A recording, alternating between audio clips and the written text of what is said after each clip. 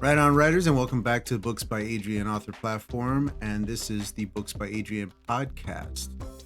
If you are watching us on YouTube on the video version, go ahead and leave a like, comment, subscribe, drop a comment below, letting us know what you thought about last week's Livestream Sunday, and then go over to our guest today over at his website and drop him some love too. Sign up for his newsletter and all that kind of good stuff. I'm going to keep it short and sweet and bring our guest in. All right, welcome back to the show, Jahmil Effend. Go ahead and let everybody know, remind them who you are, where you're from, and what you got going on. Hey, everybody. My name is Jahmil Effend. I'm from Connecticut. I'm an author, a podcaster. I do a ton of stuff in student affairs. I really just enjoy writing. I co-authored my first book with my brothers, War In The Fallows, came out last March.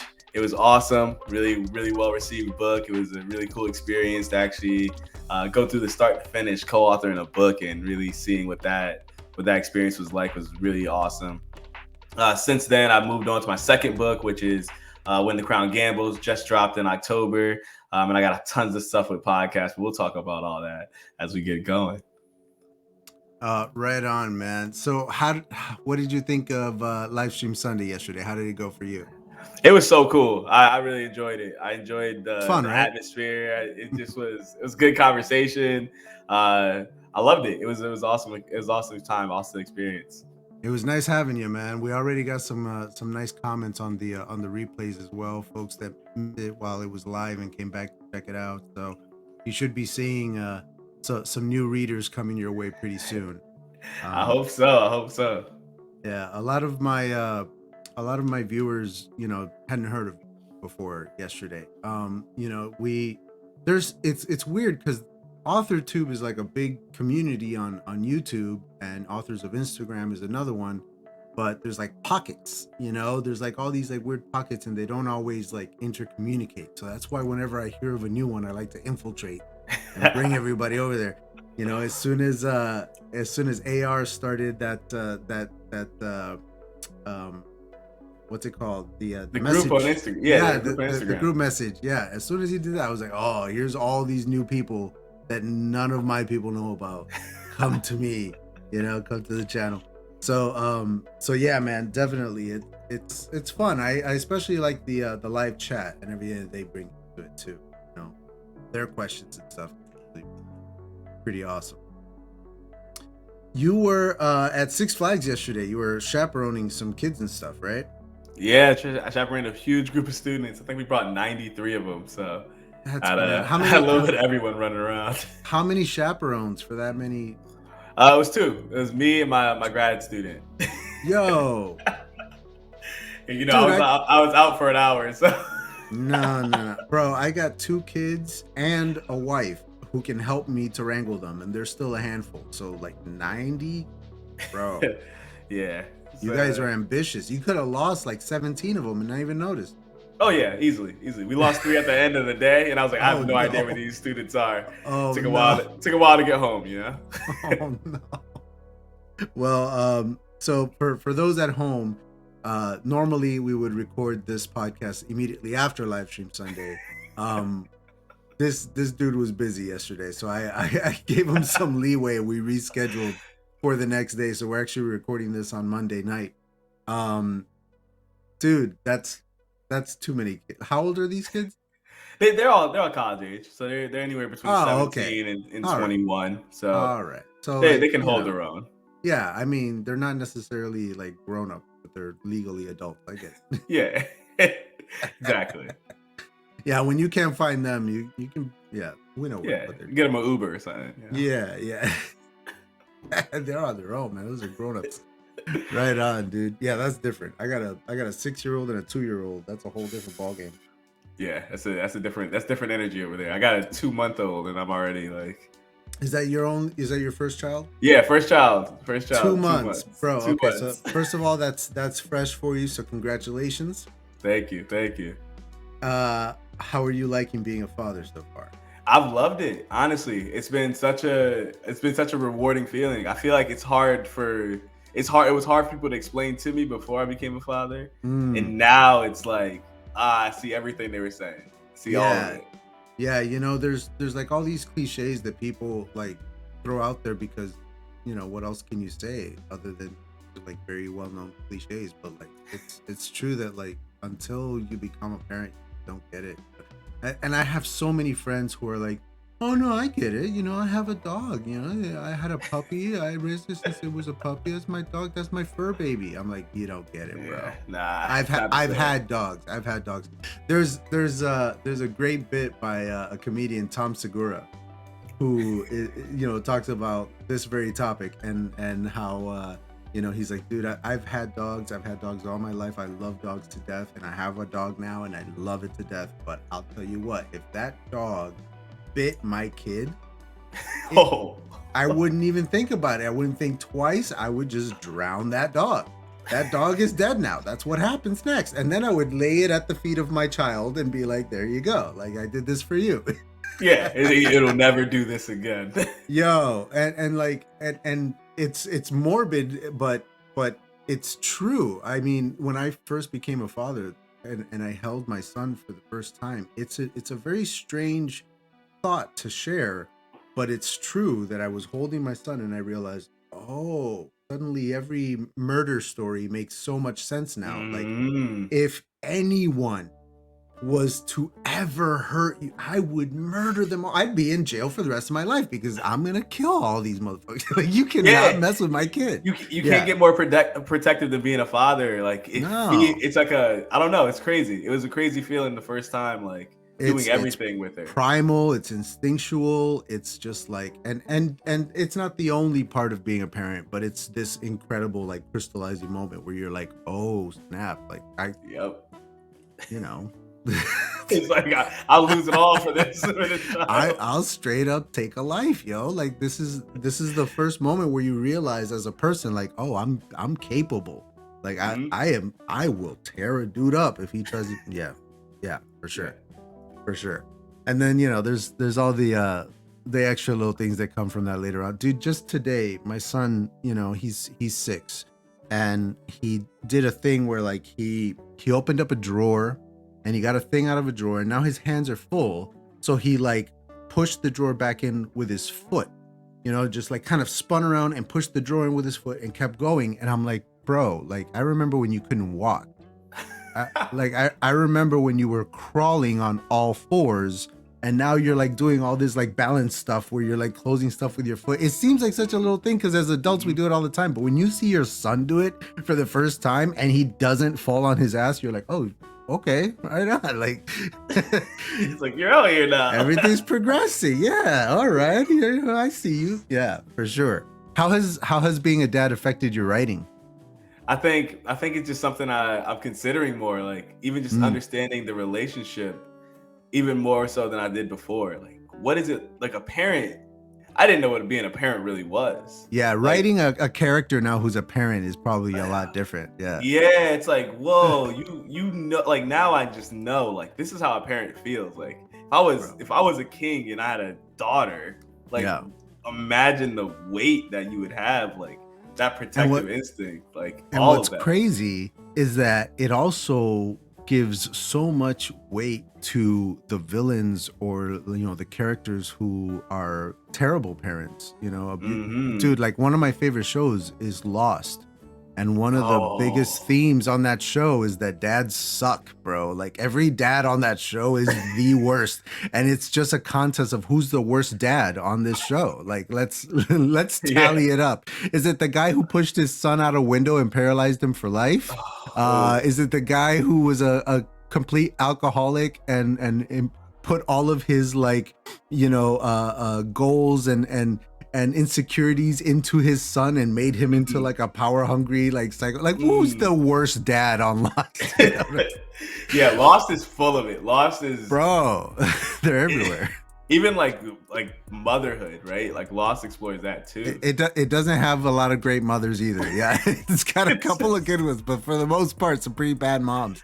Yeah. It's just bad. Like, yeah, and so like writing a character like that who is just a terrible parent is gut wrenching, for me, because I love my kids so much, and I can't fathom not loving my kids. And when you run into a character, whether real or fictional, by the way, there's some real ass horrible parents out there. Yes, And you're just yes. like, how are you like this? Like, how are you? Yeah, it's like how do you get to your day? And Yeah, like how do you become this? Like, how do you have a child and then just not care? The meth heads on Breaking Bad in season 2 with the little kid. Yep. You know, like clearly they don't give two shits about that kid. But then when Jesse's there holding a gun to them and the kid comes out, the mom like grabs the kid and puts him on her lap, hiding behind the kid like a human shield. I'm like, are you out of your mind right now? Yo. Yeah, it's like that's where we're at. That's what we're doing with our children now. Yo, man, like parents, bro. Good ones, bad ones. They make for good characters. Oh yeah, they do. Good characters, good villains. Yeah, for sure. So what are you working on right now, man? Like what's next up on the slate for you? I know that you've got one more book in the series coming, but then you got other stuff too, right? Yeah, I got two big things happening right now. One is getting ready for book 3. I'm finishing my outline. I actually just added a couple new scenes to the outline because as you do, it's just you got to. You're sitting there thinking of things. I was at Six Flags. I was like, oh, it'd be really cool, and then started writing some stuff. So I'm still finishing up that stuff as we're approaching November so quickly. I'm getting ready for NaNoWriMo, and doing some National Writer Month things and trying to get my some of my posts and stuff ready for that, because I think that'll be really cool to have some people follow the journey a little bit, see how I'm writing every day and what that looks like. Yeah. So I'm getting some stuff ready for that, for social media. Working on the audio book. That's coming up too. I'm starting to reach out to some narrators and getting some auditions to come back. I liked my first one, but I want to see what's out there. I have a little bit more budget this time to see if I can get a cool narrator for the second book. And then the last thing is my podcast, rebranding it. So I wanted to talk to you about that in the interview. Yeah. We didn't get to it. So let's talk about that, because I just went through a rebrand very recently. What's going on with yours? What was the goal behind it, the idea? Did you go with a branding designer? Tell me what you're doing. Yeah, so I'm transitioning to Scribble Notes. So Scribble Notes podcast. It's gonna be very much similar to my Books by Authors podcast, but it's gonna include a few other elements that just didn't have a place in the Book by Authors podcast. Partly because Books by Authors was really just author interviews. I tried to do some segments where it was just me talking about different writing things, but those episodes weren't doing well. People were going there to look at interviews of authors talking about their books. So Scribble Notes will still have the interview piece, but also just some other pieces, segments here and there where I can just talk about writing and talk about whatever is on my mind or whatever is happening in the writing world. I want to be able to give writing news, updates. There's a ton of stuff like Squid Games, for instance. I want to be able to talk about good writing and TV and how those different elements are things that we can start to try to tap into as authors and as creatives. So I want to be able to explore some of that stuff a little bit more, and tap into some of the TV film side of things and talk to people who are indie film artists or indie filmmakers and stuff like that, and directors, and trying to get them more, get them more out there in the world, because I joined some Facebook groups and I saw that there's people out there everywhere looking to spread a message, and they want to be able to talk about the work that they're doing. And I'm like, my platform is not necessarily built for a director or for a movie, a screenplay writer. It's more so built for novels and books. So so you wanted to kind of expand on the things that you can cover. Right on. So that was the big reason, because Scribble Notes gives me a little bit more options there. I had some cool designs for the layout and all that for how the podcast will look. Also want to start doing some more some different components to it, adding some more segments, some more structure to even the interview. So the interview be one portion, but also having some listener questions uploaded beforehand. So I get some questions for the authors specifically, so they can start kind of interacting a little bit more with what we do. So it's more personalized. I even have some more personalized branding stuff. So I have a friend, he's a graphic designer, for this huge company, but he does a bunch of freelance stuff with me because we've known each other for so long. He's doing some branding stuff for each episode, so every Nice. author gets their own branded material, sort of like what you're doing, because your stuff is really good inspiration for me. Just seeing how well done and how professional it is, it Oh, really helps thanks, me man. to see kind of like, all right, let me up my game a little bit as I'm looking to rebrand and make this a bigger piece of what I do. Yeah, man. It's you know, and I'm still improving. I'm still trying to make it better and better. But yeah, it you know what you're talking about with your show being more you know, kind of segmented and having, you know, more a more customized experience for each guest and everything. Like that's what I do. Like you said, that's what I've been doing for a while now. It's a lot of fucking work, bro. Like it's a lot of work. I get started when, you know, when I wrap Livestream Sunday and the podcast on Sundays. That night I go to work because I work overnight on weekends. So that night I go to work, and after I get my work done at work, I sit down and I start prepping the next week's show for the next guest. I have to research the guest, see what we're talking about, like try to come up with some good questions. I'll even go and watch or read other interviews that the guest has done, so that I don't ask them all the same questions that they're always asked. You know, like I want people to get something new out of it. I want people to have a reason to come to mine. Yeah. You know what I mean? Rather than the others. And you know, the visual stuff, that's a really big part of it, because it's you know, really good for the rewatch, you know, the replays later on in the week. Folks who can't make it to the live show, in my case it being a live show, yours is a podcast, but in my case it being a live show, if you can't make it to the live show, a lot of times for other live streamers, oh, I missed a live show, that's it, I'll catch the next one. They're not going to sit down and rewatch a live show that they weren't a part of, but I want people to rewatch mine. So like I make little animations for it, you know, and I put music up and all, whatever it is, and make it enjoyable to watch, so that you're enticed to come back, even if it's not live. You can still watch it, you know. Yeah. I'm excited to try. I think this first season with Scribbled Notes, I'm gonna really take all the stuff from books by authors. It's still gonna be available. It's just not transferred over. It's just gonna be transferred over. But it's really just trying to tap into this area of like creativity that I wasn't touching before, and I want to be able to hit some more authors and get some. I'm gonna start shooting higher too. I'm gonna start shooting for some higher authors and really reaching out to some people, some publicists specifically who are out there. I've talked to some authors that have been published traditionally and stuff like that, and they've talked to me a little bit about what that back end looks like on their side, and reaching out to their company and their publicists and those people who are there to actually navigate them and book things for them. So I'm gonna try to get on some people's radars. Nice. Yeah, man. You know, for me, especially with season 3, the season that we're on with Livestream Sunday, one of the things that I tried to do was to get a really good mix of you know, people who have bigger audiences than me, and then people who have smaller ones. You know what I mean?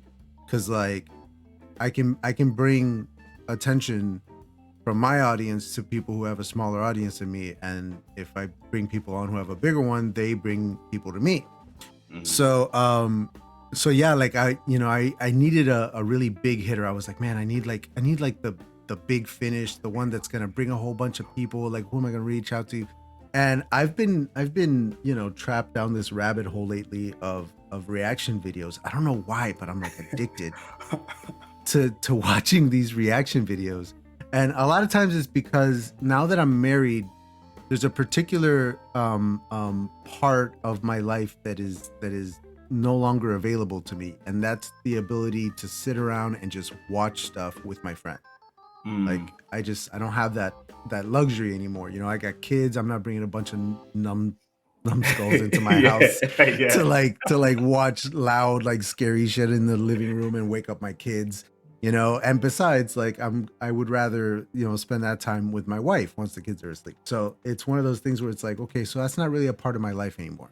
I like to rewatch stuff a lot, But part of what I like about rewatching stuff is rewatching stuff with someone who hasn't seen it before.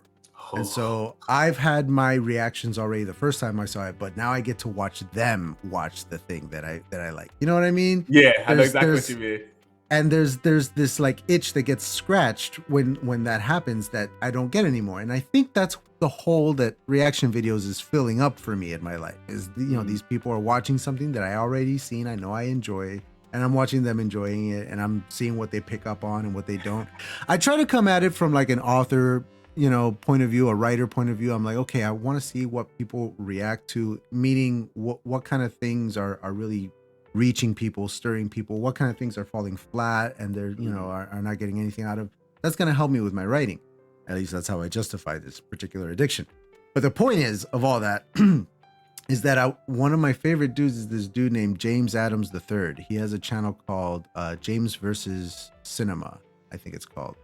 And he's coming at it from a filmmaker's point of view. Like, he's watching stuff that he's never watched before, and so that's scratching that itch that I'm talking about for me. But at the same time, I'm watching somebody who knows what they're talking about watch something they've never watched before. And like, one of the things that blew me away was I was watching him watch an episode of, I think it was The Punisher, the Marvel show, the Netflix show, The Punisher. Yep. And he's watching this, you know, this scene, and the scene is playing out, and you know, it's a seemingly a fairly normal scene. And then the dude says, there was just a frame rate change. The frame rate has changed. We're about to get an action scene. Like, it's about to pop off. And he like seconds before explosions and guns, like he predicted it. And I'm like, how did he do that? I don't know what frame rate looks like. Like, I can't tell that they changed the frame rate. You know what I mean? Like, how did he see that? And then how does he know that that means there's an action sequence coming? And so, like, that's the dude that I want to have on, right? He's got like 70,000 subscribers or something crazy. Like, he's in a whole other stratosphere. And I'm like, this dude's not going to want to do my channel, but I'm going to try anyway. And I reached out to him on Instagram. And what's funny is he messages me back and he's like, dude, I get like requests like this almost every day.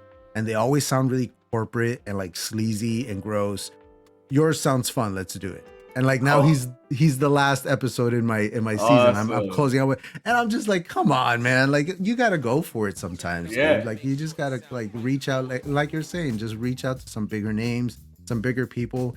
If you're honest and you're genuine and you're just a cool dude who's reaching out to another cool person and wants to, you know, do cool stuff on the channel, they're going to want to do it, man. Like, and I was like, are you sure I only have like 170 subscribers, man? Like, I got like nobody over here. You're doing me a favor. He's like, yeah, man, that's cool. Let's do it. Like, bro.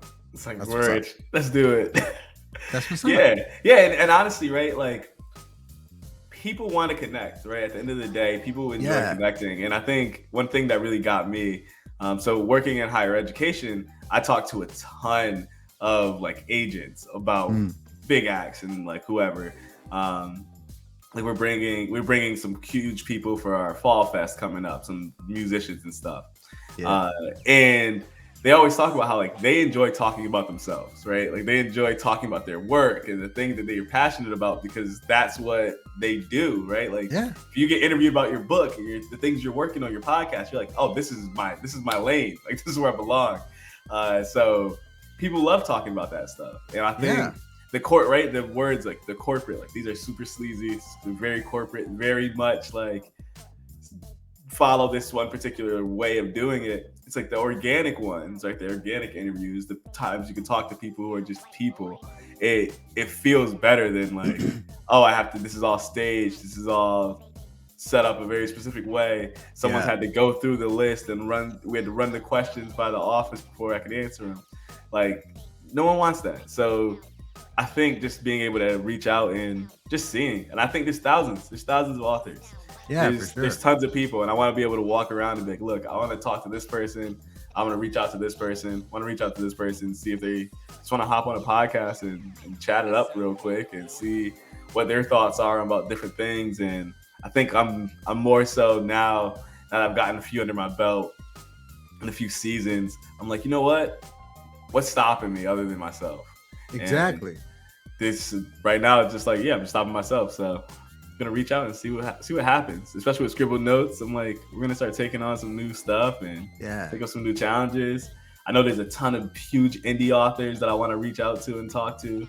I got connected with a few of them on Instagram already, so I'm like, what's it to sit down for an hour and talk about your book? Pretty much everyone I've connected with has been over Instagram.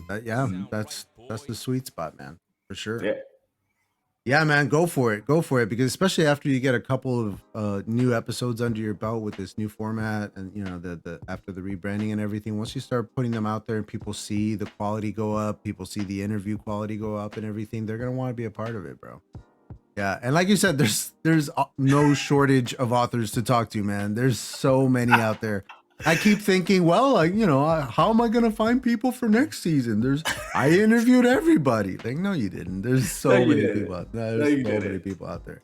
And it's funny because you don't think about this kind of stuff, but like I was watching this commercial for the website Readsy, where people can connect with editors and publishers and whatnot, and cover designers and stuff. And the commercial begins with the girl looking at the camera and going, did you know that you can hire the editor of the Hunger Games? I know exactly what you're talking about. And I swear to God, bro, I'm an intelligent person, I'm an educated person, and that line got to me, man. I like the opening of that commercial, I was like, son of a bitch, you're right. Like, why haven't I thought of this before? Of course you can. I could hire Neil Gaiman's editor if I wanted to. If I had enough money, I could hire that dude and have one of the best editors in the game, like working on my debut novel. Like, why not? That's what they do, right? Like, you could just hire the dude. And it just never occurred to me. I'm just like, yeah, I'm gonna go and try to find an editor. And I'm like, you could find an editor that you actually know their work and you can enjoy the work. People who work with people that you admire and want to emulate or whatever it is. Like, that kind of stuff doesn't necessarily occur to you, but yeah, man, it's a reality. You could just literally go to their Instagram right now and just be like, hey man, how much you charge? Like, yeah, what's your rate? Like, let's set it up. What's the worst that could happen? They could be like, I'm full. Okay, cool. Move on to the next guy. Like, they're not gonna shoot you. Like, just go ask them. Like, who knows? It's just bananas, bro. It's funny, and they're everywhere. They're everywhere.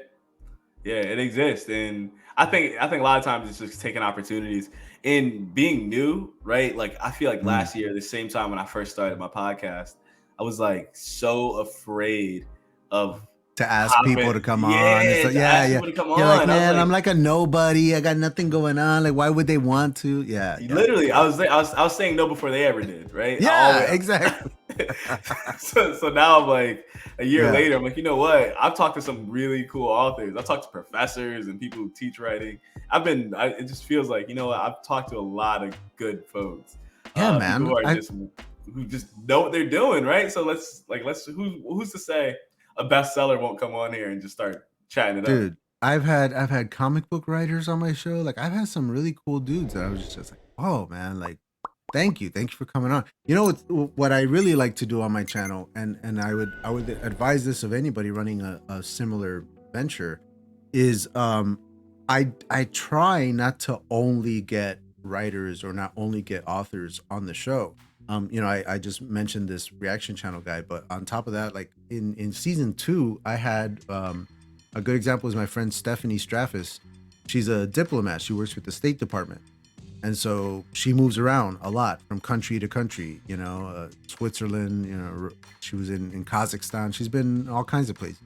6 different countries in the last, 6 or 7 years or whatever it is.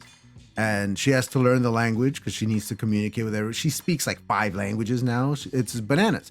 She's not a writer, but I had her on the show during my run of world building episodes because this chick has lived all over the world, knows a bunch of languages, has spoken to so many different people from so many different cultures, has had experiences that I can't even imagine in war-torn places, in places of famine and poverty and all kinds, and also really cool, interesting places that I've never even heard of. So I had her on to just ask her stuff about her travels and about the places that she's been.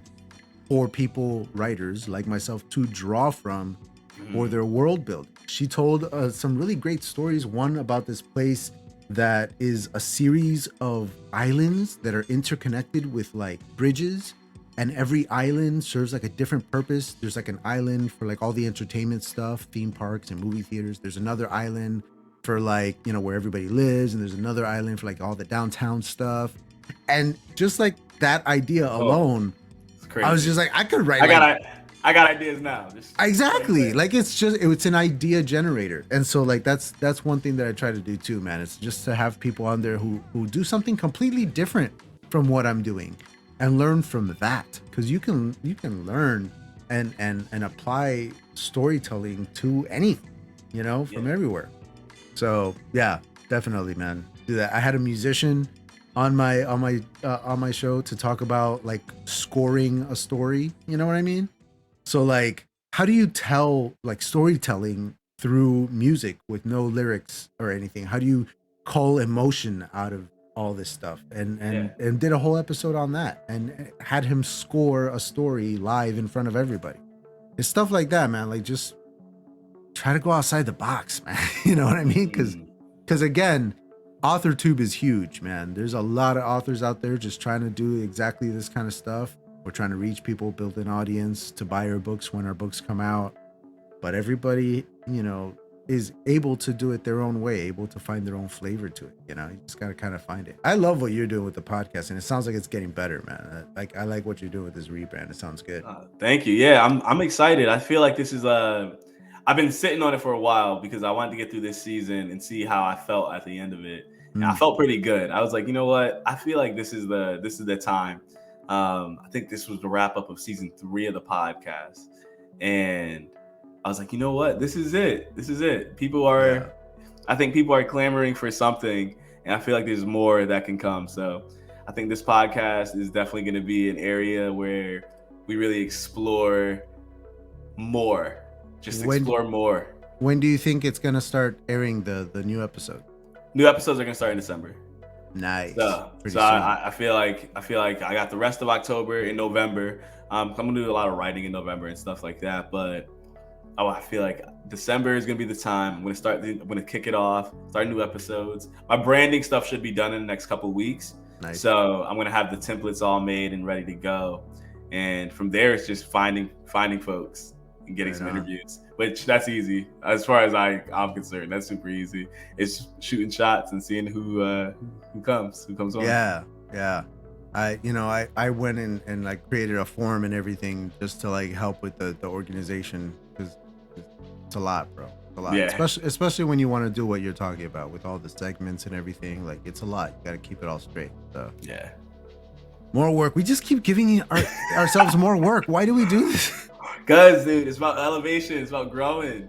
It's hard to, I feel like the way I was doing it was so easy that I got bored. Like I was just getting bored. I was doing episodes. Like I think I had a month and a half of episodes recorded already.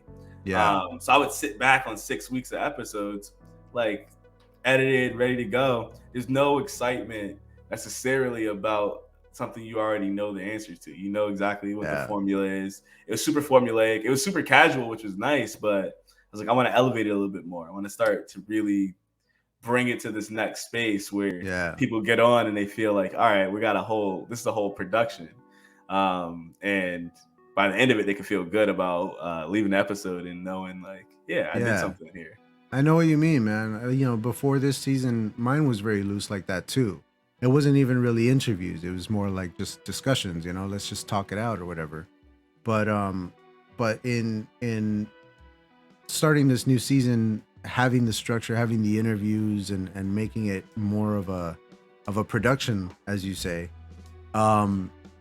it did two things. Number one, like I shortened the episode from 2 hours to 1, so that it's a live show, but it's like show up, be on time, because it's gonna be over like that.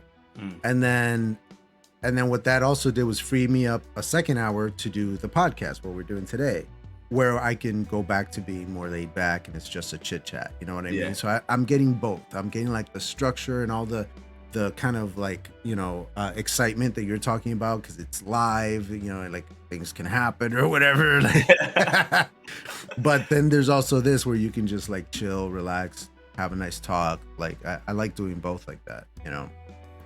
The live show definitely provides a lot of that excitement that you're talking about. Yeah, and I want to do a lot more research on people. I feel like this season I did a lot of background research on the guests that were coming on, just to like make sure that they either had something going on and something to talk about. My first season, there's a couple guests that didn't have anything to talk about when they got on, and it's because I didn't vet them at all. I just took whoever wanted to come on. Still had a great conversation, but now I'm like, all right. So the second season, definitely vetted more people, made sure they were gonna have good content and good quality. This last season, I was really like specific about who to bring on, making sure people had platforms. A lot of them came from AR, who he has this podcast, and that was an easy space to like look, see how they did, like how they performed, and then like reach out after that and see if they want to come on mine. And this next season, I'm just saying a very similar thing, but I think I'm gonna go a step further, like you have, and like get some background, see their books, see what they're up to. For sure. Have some more tailored content, because I think that's the next step, at least for me, evolution wise. What's interesting with a lot of us indie authors is, I find at least that a lot of the more traditionally published authors have probably been writing their whole lives, probably writing for a long time. They've gotten really good at it. It's easier for a traditional publisher to get behind them. A lot of us indie authors started more recently and therefore have a history of doing other stuff. And that's where I think the little gems are, you know what I mean? Where like, when we had Mark Pigott come on, and he was the first episode this season, he, has a long history in the Navy, and he was a Navy journalist. And I was like, what even is a Navy journalist? Let's talk about that for an hour. You know what I mean? So like just the idea that they were something else before, and maybe they're still that thing and also writing. Maybe they've left that thing behind and are just writing now. But either way, that thing that they were is still a part of them and influences how they write and what they write and what they want to accomplish with their writing and with their careers and authors. So there's a lot to unpack in people's past if you look for it. You know what I mean? Yeah, and that's cool. Big part of the interviews is like, who are you really? Even that background. Yeah. Right on, dude. Was there anything that you wanted to cover in Livestream Sunday that we didn't get to, or anything that you wanted to cover today that we haven't gotten to yet? Man, I think I will say, right, writing a sequel is stressful. I definitely did not emphasize that enough. Like trying to follow up a story is way more stressful than I thought it would ever be. It was such an interesting beast to tackle, because you almost get used to, like, you write that first book, that first story, and you're like, all right, this is the world, this is the foundation, this is everything.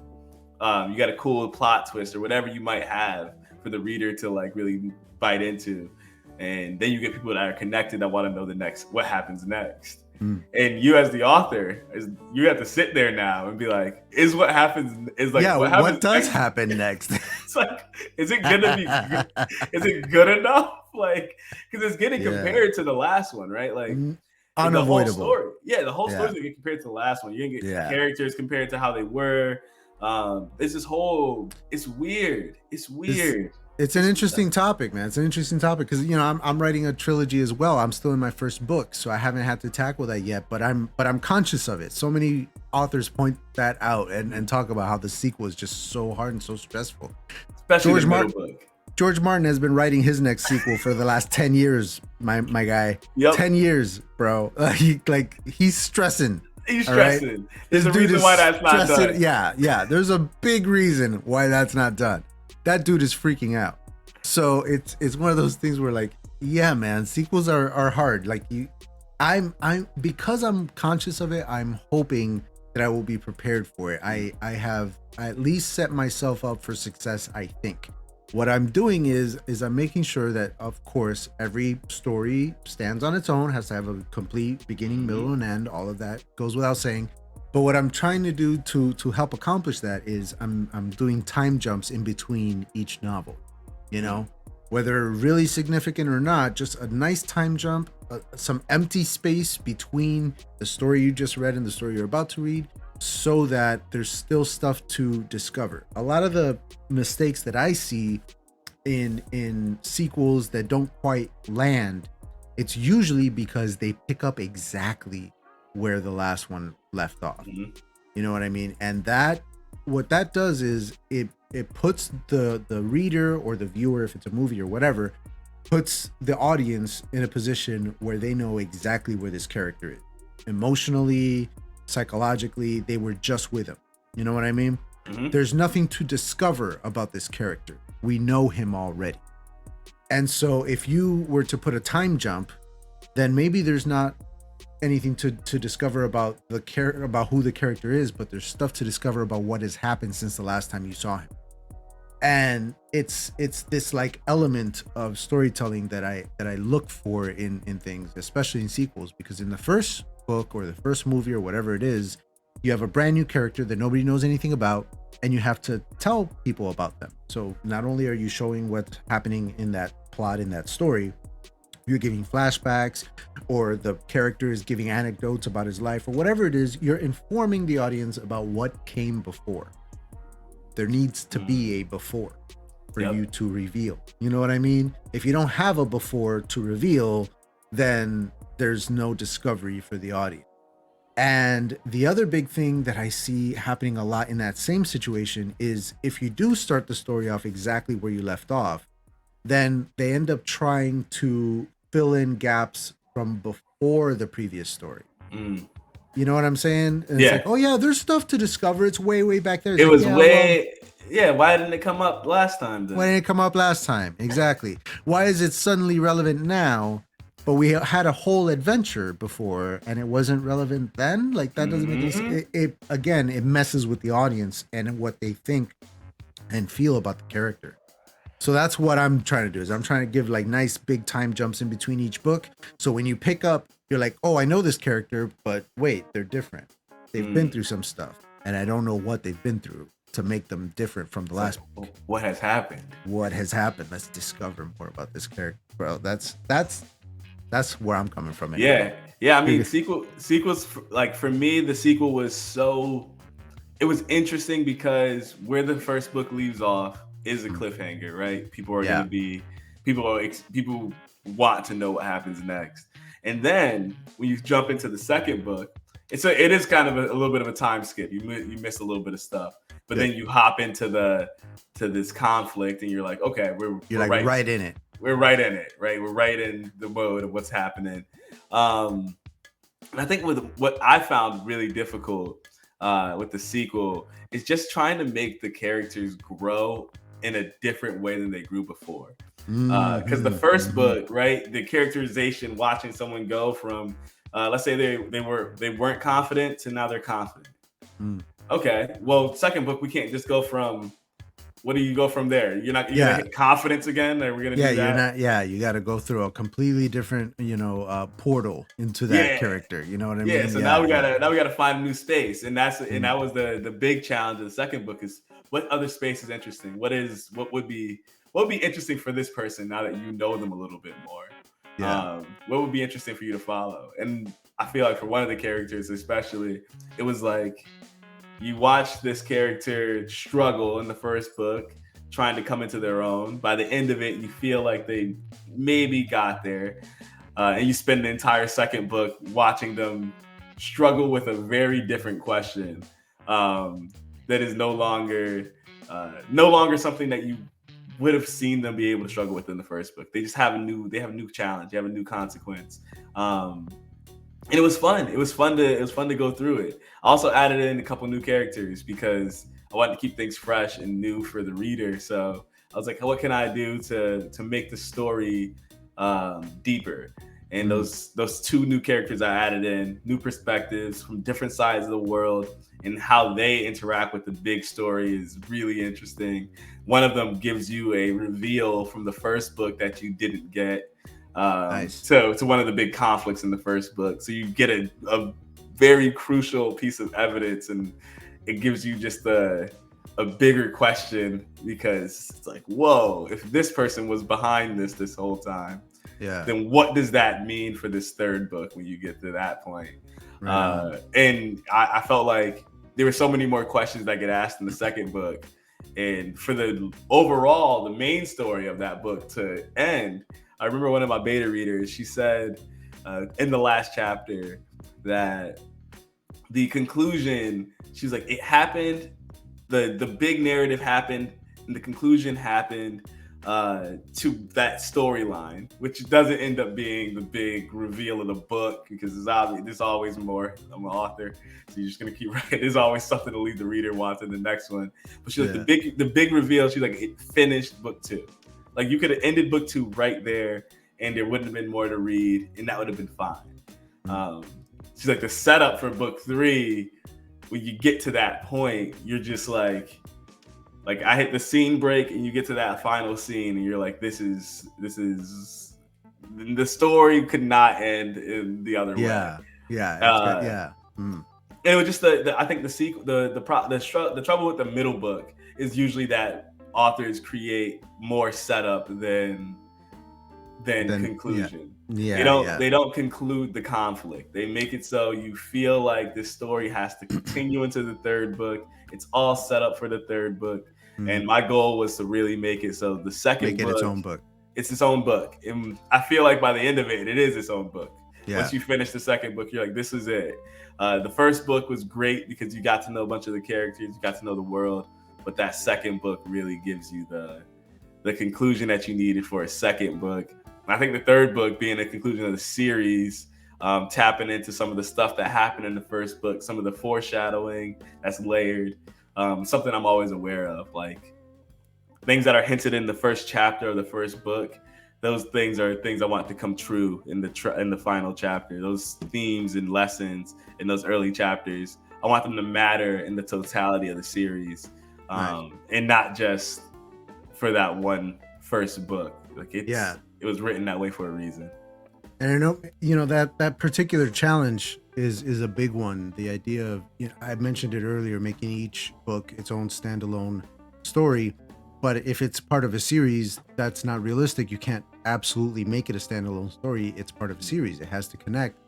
But then you go too far the other way, where you, like you said, make that second book just connective tissue. It's just connecting the first book to the third one. No, it has to be its own book. So for that particular issue, the way that I'm coming at it is I'm using prologues and epilogues to my benefit. So my prologue sets up the book that you're about to read. I'm also aware that a lot of people skip prologue. Prologue, yep.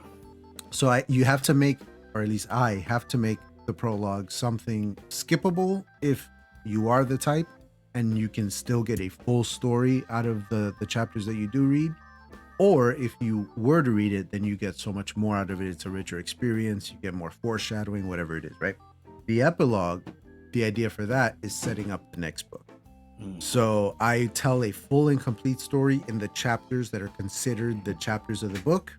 And then the epilogue is like, hey, there's this other thing lingering that's coming up. You know what I'm saying? And that way, when you go into the next book, you already know, okay, there's this thing that's been set up, but you still get your own full complete story, because I'm going to do it again. Prologue, epilogue.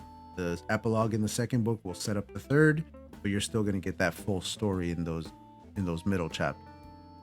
Yeah, and I think that's the way to do it, because you really need, like, I threw an epilogue and a prologue into the second book because I didn't have one in the first book, and I was like, you know what, it probably would have benefited from one.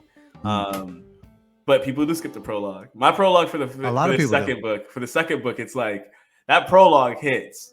Yeah, that prologue hits. It's like 3 or 4 pages, but it's a big one.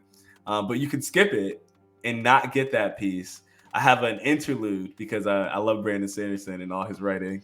And he has some interludes Yeah. woven throughout. So the interlude in there that kind of fills the spot of the prologue. If you skip the prologue, you still get some context mid book as you're reading for what's going on in the bigger conflict. But it ends up being, it was really cool to kind of play around with some structure things for the second book. In the third book, in that last one, I have so many things that I'm going to do, or I plan on doing with this one, structure and pacing wise, to give readers more. I don't necessarily want to give every single character a perspective. And the interlude kind of gives me an indication that there's a space for 2 or 3 pages of a character's story that's not necessarily all of their perspective. So I'm gonna explore doing some more interlude things in the next book, because there's one character in specific that he's not getting chapters. There's no way, but he might get a couple interludes, and I think people will be very excited to see him return. You know, I mentioned in Livestream Sunday that I ended up having to cut out a lot of my novel to shorten it down, cut out a lot of characters and stuff that I had point of views for that I just didn't ultimately need. And one of the things that I ended up convincing myself to keep was I made this little like interlude chapter. It's not labeled interlude or anything, but it kind of is, where you know, throughout the entire novel we're hunting a serial killer. It's a murder mystery. Because you're hunting the serial killer, he's not a point of view character, obviously, you know. But I love writing villains, and it's kind of like I'm shooting myself in the foot if I don't. So I have one chapter that's from his point of view, and that in that one chapter you're gonna get as much of his, you know, like mystery and backstory as I want to give you, and it's gonna bring up some new questions, and then we'll see how it plays out for the rest of the book. But you know, those little moments like that, the interludes, the prologues, the epilogues. My prologue is a I call it a short story. It's like 8,000 words. It's a big fat meaty prologue, but it also is the reason that the novel exists. I wrote this short story, and by the end of it I was like, oh, it's actually a novel. And then, you know, it grew from there. So so there's that. But then the epilogue, you know, you're talking about how your prologue slaps. Bro, I can't wait to talk to people about my epilogue, because I'm coming for the feels, bro. Like I'm coming. I want to rip your guts out. Like the book is over, and you know, there's 3 different storylines. So you might get some happy endings, you might get some not so happy endings, you might get some bittersweet endings. You know, it's not all gonna be, you know, a happy ending at the end. But then the epilogue is, I just want to reach in, grab your heart, and just show it to you. Like, look at it. You know what I mean?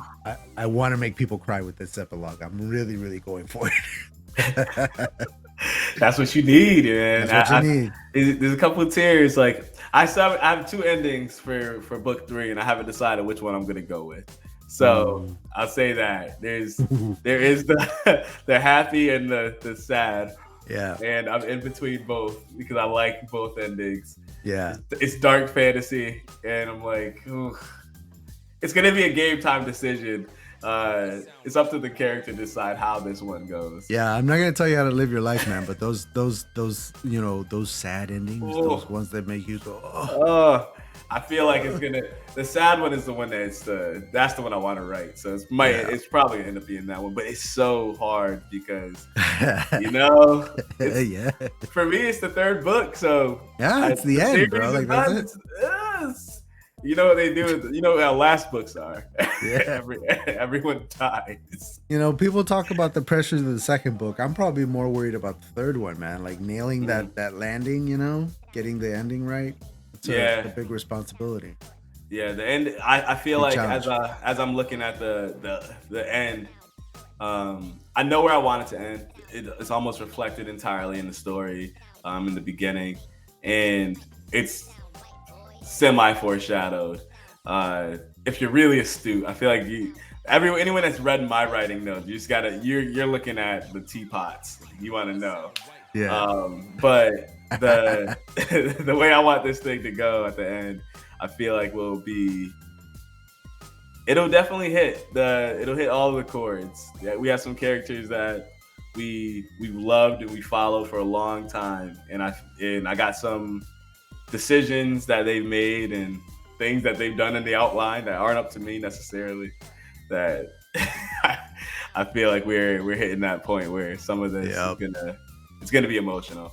But I'm excited about that because that's what I think writing is. That's when writing's at its best. When it's emotional, when you're emotional, you're invested, your reader's invested, and then you get the story. And when it's over, it's over. And I think the thing for me with book 3 is to have a conclusive ending, and just give people a finality to these characters so that they don't feel like they need more from them. They know that they have everything that they needed from this group and this crop. And then I can start doing my standalones and exploring some other pieces. Dude, wise words. If you're not invested, your readers won't be either. Yeah. I feel that. Bro, this has been great. We're going to go ahead and call it a night. Why don't you go ahead and say goodbye to everybody at home, remind them where they can find you, and of course, all your links will be in the description below. Oh, absolutely. So thank you. First off, thank you so much. Definitely appreciate you bringing me on. This has been awesome, as always. I love talking to you. You can find me Inspired by Jahmil on Instagram. You can also search my website, inspiredbyjahmil.com. You'll get links to all the things I'm doing. You can catch the newest book, When the Crown Gambles, on Amazon and Barnes and Nobles right now, being sold. It's really fun book, really cool purchase in my opinion. There's an audio book available for War in the Fallows. That's also on Amazon and on Barnes and Nobles. It's the first book that I co-sponsored with my brother, or co-authored with my brother, Jahmil Effend. It was really fun, and I think that's a really good kickoff into the series to see what's going on in the world and getting to know the characters. And if you want to hear me on podcasts, be on the lookout. Books by Authors podcast is what it is right now. You can catch all of my author interviews on there, and Scribble Notes is coming very, very soon. So follow me for more updates and more details. Yeah, thank you so much. It's been really wonderful.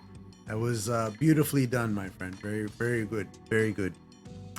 Folks at home, thank you very much for watching. If you're listening on the audio podcast, drop a what's it called, a rating over on Apple Podcasts. Give us a review.